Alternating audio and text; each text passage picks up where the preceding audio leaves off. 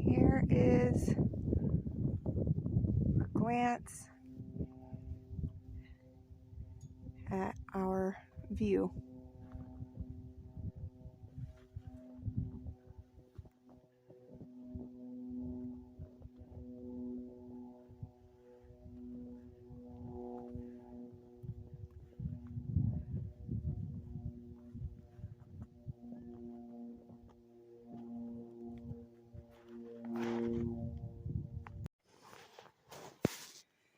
Here is our spring where our water comes from, and there is a pipe that goes down there where the horse water is to the Frost Free. From there, we take a hose and fill the cistern tank that is gravity fed to the house.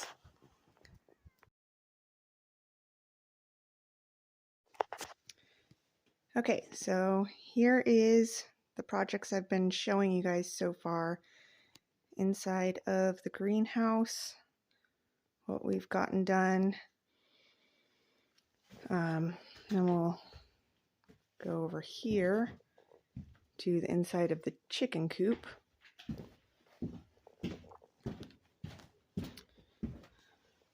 Which obviously isn't totally done. We got some roosts. The drawers will fill with hay for nesting boxes. We've got the wall up. That way I could separate it from the greenhouse because that side hopefully will get fairly hot, and we don't want the chickens getting hot when we get up to 110 or so in the summer. Today it is like 24 degrees. We've gotten about 6 inches of snow in the last few days. Oh, and all this stuff in the center had been left by the previous owner. She says that she's planning to get the stuff she left in spring, but I'm going to have to start putting this stuff in a pile here soon so that I can complete my projects. Okay, so let's go outside and I will update you on some of that because I haven't given you the tour of our plans for our homestead here. Get that closed. Obviously, I'd like to redo these stairs a bit, make them a little more stable. Okay, so here in front of the greenhouse, we're going to do a long garden bed and fence it in, obviously, to protect from deer and other animals, which means that obviously the vehicles will not be parked here at that point.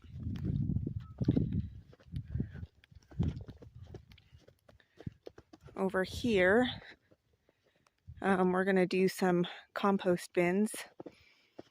Under those piles of snow is where we've already started dumping the rabbit compost. Now, this side here is the back side of the chicken coop. Since we are on the south side of the building, and obviously it is very open, this building is going to get a lot of sun and get very hot. I have a couple of things on my Amazon list that I'd like to get where we can drape at an angle, go from the top of the building down to the ground, create some shade outside for them to be in, but also shade this side of the building so that the interior isn't too hot for them.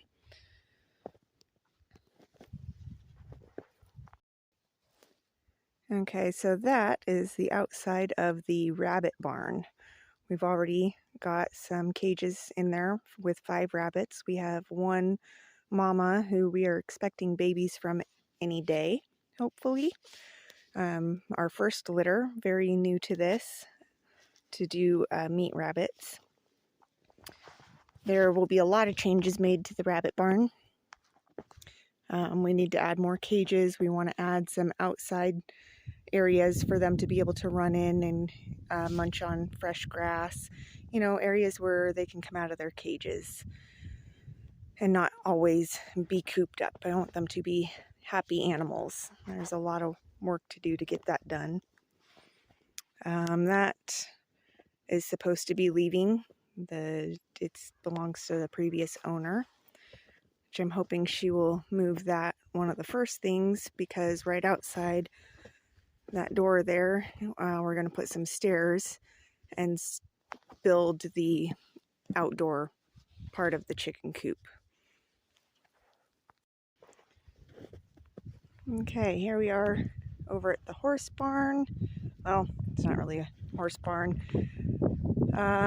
This barn right here, we had a few ideas for before we moved in, and the way it was built, those ideas are not possible because we can't just take the floor out of it for it to be a shelter for the horses like we had hoped.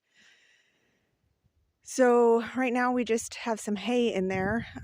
The floor has holes in it all over the place that need replaced if we're going to just use that as hay storage.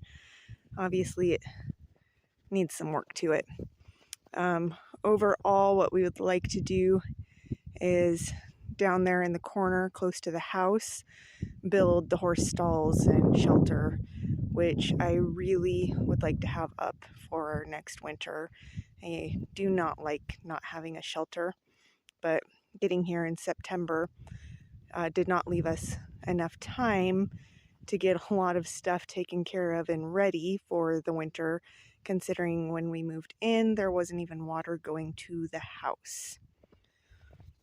One of the barn cats. Then there's a lot of stuff left over. Ah, Daisy, leave it. Not for you. Dog is learning that the cats are not hers. Hey, silly. Okay, so we've got this building here. We've had a lot of ideas back and forth on what to do with this one, especially since it is partially collapsed. Kind of take a peek in here.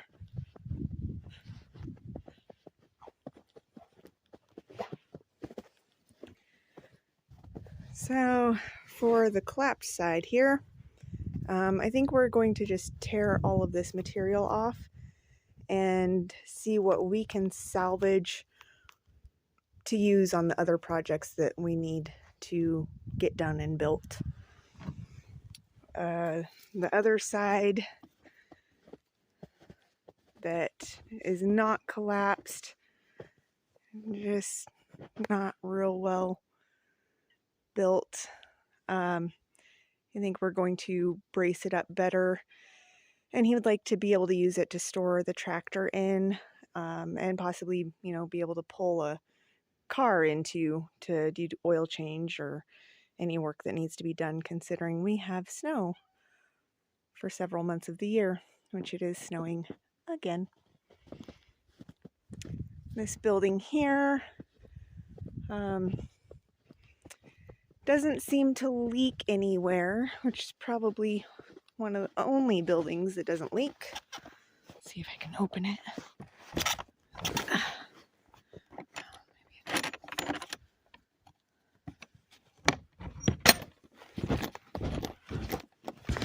And of course, yet again, full of everything from the previous owner.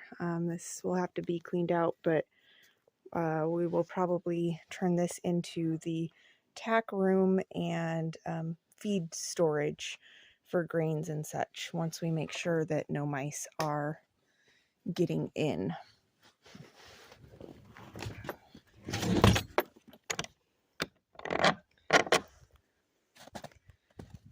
Over here, a lot of this fence has fallen down, especially on the other side of this barn down here. Not really much of it up at all. So we need to get the fence fixed to be able to keep the neighbors' animals out, because hers seem to free roam everywhere. We had an issue at the beginning of winter where many of her animals were up here eating off of our round bales we had outside of the hay barn. From this side, The house really isn't pretty at all. But we've got the inside livable for the most part. There's a lot of work to do in there as well. My main concern though is getting the outdoor stuff, the gardens and the chickens going, the rabbits going, the animal shelters going.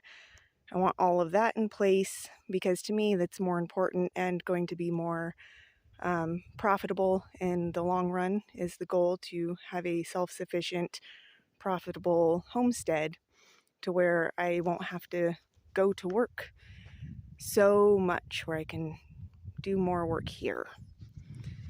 We do have a little shed over there.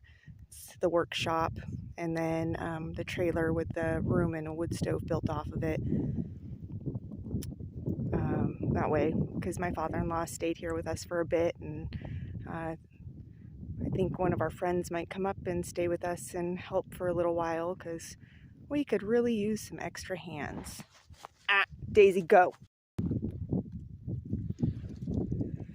So that RV right there is the cat RV. I'm going to pull it, move it somewhere else, and really get the inside fixed up for them. They're in there right now. It still has a bunch of the last owner's stuff in it, but she's leaving that one. So I figured what better than to be the outdoor cat house. Also, through here, this is our second pasture. There's a well down there, but the well is useless. It was never dug deep enough to begin with, and by the sounds of it, they blew the pumps in it anyway. Our best course of keeping water is using the spring that's at the top of the hill. But you can see that fence line up there running behind the house, and then the fence line over here on the side.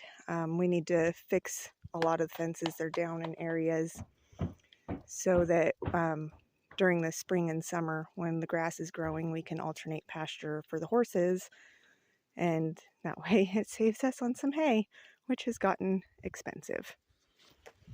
Another thing that we need to do as well is over here. This is inside is the kitchen underneath that window. Well, he put the drain pipe in coming down under the house. You can see that black pipe coming out. And it freezes, obviously, because it is not covered, buried, insulated, or anything. So even though for a period of time our water did not freeze inside because we kept that heated, the drain froze, so we still couldn't use the sink. It took about 2 weeks to get the sink usable again.